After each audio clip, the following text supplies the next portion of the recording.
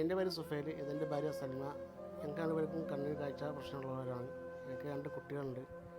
അതിനൊക്കെ ഞാൻ ഫുട്പാത്തിൽ നിന്ന് നടന്നു പോകുമ്പോൾ കാല് തെറ്റി വീണ് കാലിൻ്റെ തുടയിലെ പൊട്ടി. ഇപ്പോൾ വീട്ടിൽ 2 വർഷത്തോളമായി കിടപ്പിലാണ്. 2 സർജറി കഴിഞ്ഞെങ്കിലും അത് ഇൻഫെക്ഷനായിട്ട് ഇപ്പോൾ വളരെ പ്രയാസത്തിലാണ്. അതുകൊണ്ട് എനിക്ക് 2 കുട്ടികളുണ്ട്. 2 പെൺമക്കളാണ്, അവർ പഠിക്കുകയാണ്.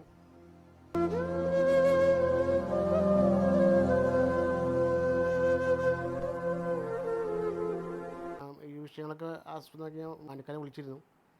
അപ്പോൾ മാനിക്ക വന്നിട്ടൊരു വീഡിയോ ചെയ്തു തരാമെന്ന് പറഞ്ഞപ്പോൾ അവനെ ആ അടിസ്ഥാനത്തിൽ മാനിക്ക വീട്ടിൽ വന്നിട്ടുണ്ട്.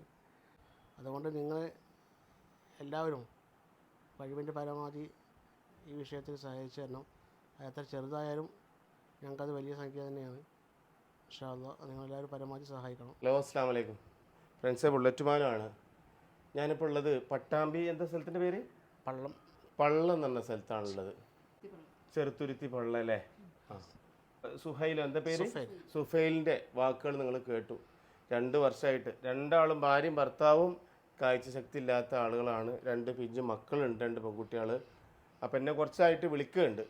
അപ്പോൾ ഇപ്പോഴാണ് എത്തിപ്പെട്ടത്. ഫുട്പാത്തിൽ വീണിട്ട് കാലിൻ്റെ തുട പൊട്ടി ഇൻഫെക്ഷനായി. ഇപ്പോൾ ചികിത്സക്കും അത് മാർഗ്ഗമില്ല, വേറെ നിവർത്തിയൊന്നും ഇല്ലാത്തതുകൊണ്ടാണ് പിന്നെ വിളിച്ചിട്ടുള്ളത്. ഇനിയിപ്പോൾ 2 വർഷമായിട്ട് ചികിത്സ ഇപ്പോൾ നടക്കാനും ഇതിനൊന്നും പറ്റില്ല. കാല് വളരെ ദയനീയാവസ്ഥയാണ്. അപ്പോൾ 2 മക്കളാണ്, ചെറിയ 2 മക്കളാണ്. മോൾക്ക് എത്ര വയസ്സായി? 6 വയസ്സായി. 1-ാം ക്ലാസ്സിലാണ്?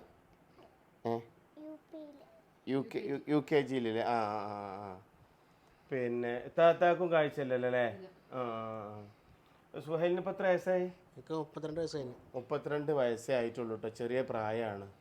അപ്പോൾ വീടൊക്കെ ആയിട്ടോ. വീട് ഇവിടെ നാട്ടിൽ ആരൊക്കെ കൂടി, കമ്മിറ്റിക്കാരൊക്കെ കൂടിയിട്ട്, ഫ്രണ്ട്സൊക്കെ കൂടിയാണ്ടല്ലേ? മറ്റേ ഒരു തൃശ്ശൂരിലെ സംഘടനയൊക്കെ കൂടിയാണ്ട് ചെയ്താണ്. വീടൊക്കെ ആയിട്ടുണ്ട്. ഇപ്പം ചിലവിന് മാർഗ്ഗമില്ല, ചികിത്സക്കും കഴിയണില്ല, ഒരു നിർവാഹവുമില്ല.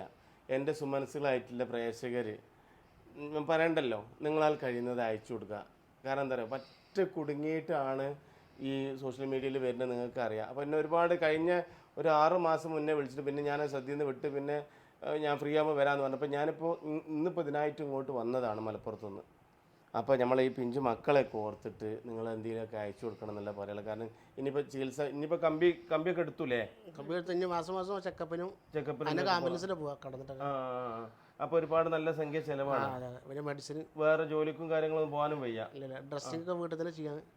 അതിനാരാ വരിക? അല്ല, അതിനിപ്പോൾ ആദ്യം മുന്നേ ആളുണ്ടായി. ആൾക്ക് 1000 രൂപ ദിവസം കൊടുത്തിരുന്നു.